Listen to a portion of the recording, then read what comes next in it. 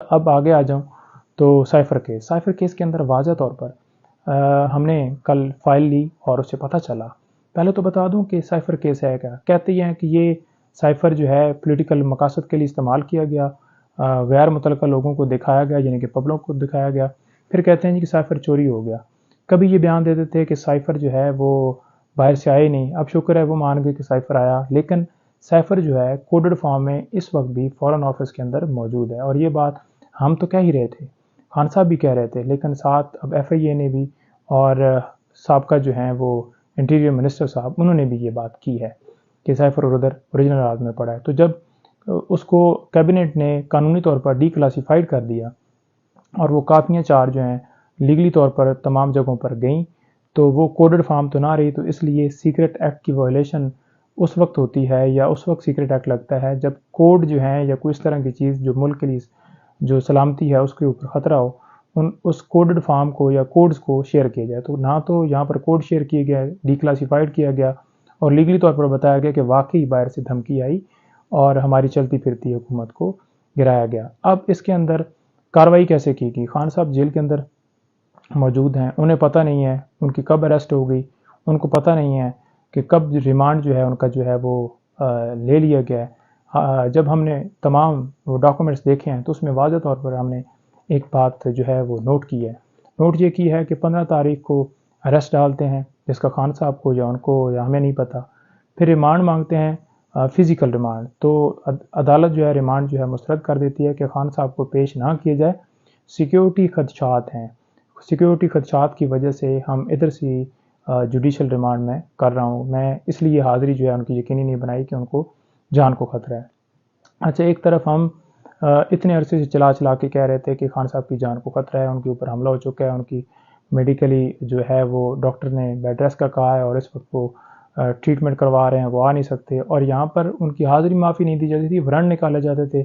26 گھنٹے آپریشن بھی ہوا انہی وارنٹس کے چکر میں. تو دوسری طرف آج جو ہے وہی خود کہہ رہے ہیں کہ جناب آئیں. اور ایک طرف آپ دیکھ لیں کہ خان صاحب جو ہیں وہ ہم کہتے ہیں کہ پروڈیوس کریں یا ویڈیو لنک کے ذریعے حاضری لگائیں اور ان کی ضمانتیں خارج کر دی جاتی ہیں کہ خان صاحب آ کر پیش نہیں ہوئے.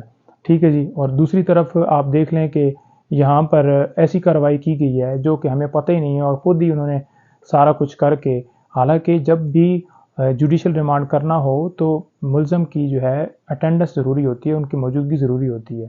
ریمانڈ کا یہ اصول ہے، قانون یہ کہتا ہے، لیکن کوئی ان کی حاضری نہیں لگائے گی، نہ ان کو کوئی پتہ ہے. قانون یہ کہتا ہے کہ آئین کا آرٹیکل 10(1) جو ہے وہ واضح ہے کہ جب آپ کسی بندے کو اریسٹ کرتے ہیں یا کیا ہوتا ہے تو آپ نے اس کو بتانا ہے کہ آپ کی کسٹڈی اس وجہ سے ہے، آپ اس مقدمے میں اریسٹ ہیں، اس کو انفارمیشن دی جاتی ہے. لیکن نہ تو خان صاحب کو انفارمیشن دی گئی، نہ انہیں بتایا گیا کہ آپ اس مقدمے میں گرفتار ہیں، اور نہ ان کے وکلاء کو پتہ ہے. تو یہ کیسے پروسیس مکمل ہوا؟ 29 تاریخ کو ہم نے سوشل میڈیا کے اوپر دیکھا کہ اس طرح سے جو جج صاحب ہیں انہوں نے ایک لیٹر لکھا ہے سپرنٹینڈنٹ صاحب کو کہ 30 کو آ جائیں. تو وہ ہم جب ڈاکومنٹس ہم نے دیکھے تو ہم تو حیران رہ گئے کہ یہ کب گرفتاری ہوئی، کب ریمانڈ ہوا، قانونی طور پر کسی کو پتہ ہی نہیں ہے اور یہ کیسے ممکن ہے. لہٰذا ہم گئے اٹک جیل میں، خان صاحب سے ملاقات بھی ہوئی اور واضح طور پر وہاں پر ہم نے دیکھا، ساری صورتحال ان کے سامنے ڈسکس کی. معزز عدالت سے کہا کہ آپ کی کورٹ میں ہم نے جا کر پوچھا تھا کہ کیا خان صاحب کے حوالے سے، وہ غالباً 22 تھی یا 23 تھی، کہ خان صاحب کو کوئی گرفتاری یا ان کا ریمانڈ وغیرہ ہوا ہے؟ تو واضح طور پر آپ کی کورٹ نے کہا تھا کہ جی نہیں، ایسا کوئی پروسیس نہیں ہوا. تو یہ پھر کیسے ہو گیا؟ لہٰذا وہ ہمیں کوئی ریزنیبل وہاں پر جواب نہیں ملا. اور آپ دیکھ لیں کہ آج بات اس حد تک پہنچ گئی ہے کہ خان صاحب کو اریسٹ ہوئے بھی اتنے دن ہو گئے ہیں اور ان کی جو ہے وہ جب بیل ہوتی ہے تو شخانہ میں، تو اس وقت جو ہے وہ چیز ظاہر کی جاتی ہے کہ واقعی جی گرفتاری ہوگی. اس میں ہم نے اپلیکیشن دے دی ہیں، پری ریسٹ بھی دے دی ہے اور اوپن ٹرائل کا بھی ہم نے کہا ہے، اور کہ تاکہ دنیا کو پتہ چلے، لوگوں کو پتہ چلے کہ واقعی کیا معاملہ ہوا، دھمکی آئی یا نہیں. کیونکہ وہ چیز اب ڈسکس ہو گئی ہے تو اب اس حوالے سے ڈیسائیڈ ہونا ہے کہ واقعی کیا انہوں نے جو ہے وہ سائفر آیا تھا، نہیں آیا تھا. یا چوری کے حوالے سے آپ دیکھ لیں کہ پی ایم جو ہیں وہ چوری تو نہیں، ان کی کسٹڈی تو نہیں ہے، پی ایم آفس کی کسٹڈی ہوتی ہے. کوئی بھی ڈاکومنٹس ہوتا ہے اگر وہاں سے کہیں پہ سائٹ پہ ہوا ہے تو اس کا ذمہ دار اس کا جو ہے پی ایم آفس جو ہے وہ کسٹوڈین ہوتا ہے، اس کا سٹاف ہے، اس کے سیکٹری ہیں، وہ سارے ہیں.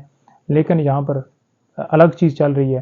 اب 2 تاریخ کے لیے فکس ہے اور جوڈیشل کمپلیکس کے اندر یہ ہیئرنگ ہوگی، جس میں جو پوسٹ اریسٹ بیلز ہیں ان کے اوپر بھی آرگومنٹس ہوں گے، اوپن ٹرائل جو ہے اس درخواست کے اوپر بھی آرگومنٹس ہوں گے، اور تیسری جو درخواست ہم نے یہ دی ہوئی ہے کہ جو ہے وہ جو نوٹیفیکیشن تھا جو انٹیریئر منسٹری نے ریکویسٹ بھجوائی، لاء منسٹری نے نوٹیفیکیشن کیا، اس کو ہم نے بیسیکلی سیٹ اسائڈ کرنے کے لیے درخواست دی ہے کہ اس کو سیٹ اسائڈ کیا جائے، تو وہ بھی درخواست وہاں پر پینڈنگ ہے۔